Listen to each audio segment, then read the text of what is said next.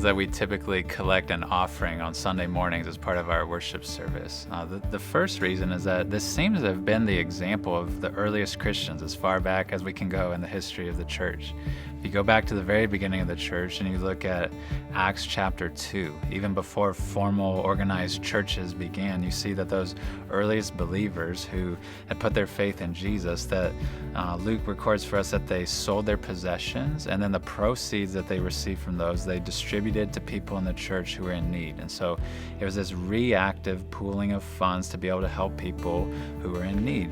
But as churches were established and were spread out in different cities, you see that the collecting of offerings and that giving of funds became more proactive and more consistent. It wasn't just reacting to individual needs that would come up. And so you see, for example, like in a letter like 1 Corinthians, the Apostle Paul was writing to that church in chapter 16. In the first 2 verses, he told them this. He said, "Now concerning the collection for the saints, as I directed the churches of Galatia, so you also are to do.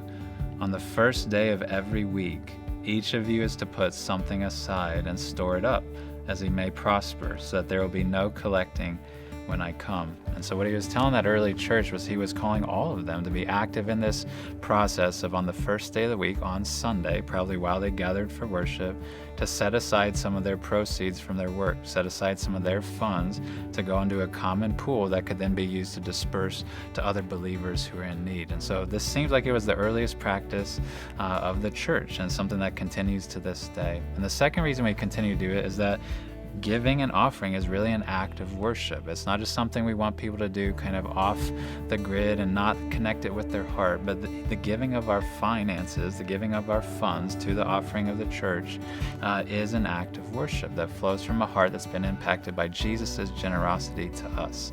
And so that's why we like to, if at all possible, to embed it in the worship service itself, to make sure that our people, make sure that we remember that this is not just something we do as a fee or that we pay as a due or anything like that, but it's something that we want to do and that we're glad to do, to give from what God's given to us to benefit fellow believers and to further the mission of God. And so our methods may vary over the years, but the heart and the intent's always going to be the same. We're not just trying to meet a budget, we're not just trying to pay bills as a church family, but we're trying to care for people who are in need. We're trying to free our pastors from the need to work in the marketplace. We're trying to fund church planting works, and we're trying to operate ministries here in our local community.